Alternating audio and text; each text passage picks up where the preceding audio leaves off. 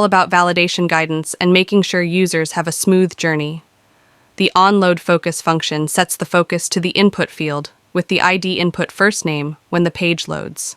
This code line ensures that when the page loads, the cursor is automatically placed in the first name input field, a simple yet effective feature that improves user experience.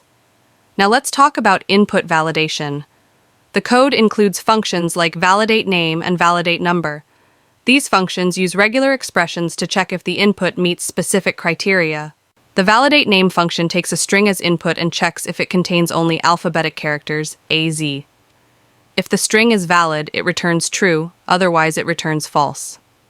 The validate number function takes a string as input and checks if it contains only numeric characters, 0, 9. It also checks if the string has exactly 11 characters.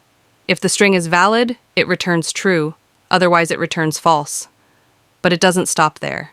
The validateUsername function takes a string as input and checks if it contains at least one alphabetic character Arizona and at least one numeric character 09.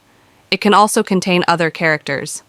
If the string is valid, it returns true, otherwise it returns false. The validateEmail function takes a string as input and checks if it follows a valid email format.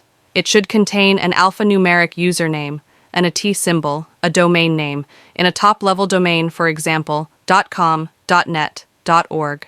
Otherwise, it returns false. Moving on, our code provides a user-friendly journey through the form. After entering their first name, the code directs users to the last name field. It also guides users from last name to email, and so on. Let's talk about immediate user feedback. One of the key features of this code is immediate feedback. If a user enters incorrect information, the code not only highlights the issue, but also provides a clear error message, password confirmation. To ensure that users don't mistakenly enter incorrect passwords, the code features the compare password function. It compares the password and confirm password fields, alerting users if they don't match the input field.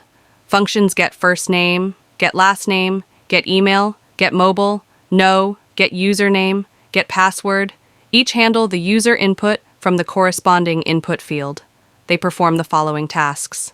1. Get the input value from the corresponding input field.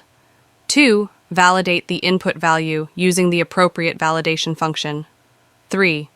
If the input is valid, move the focus to the next input field and change the border color to green. If the input is invalid, change the border color to red and display an error message.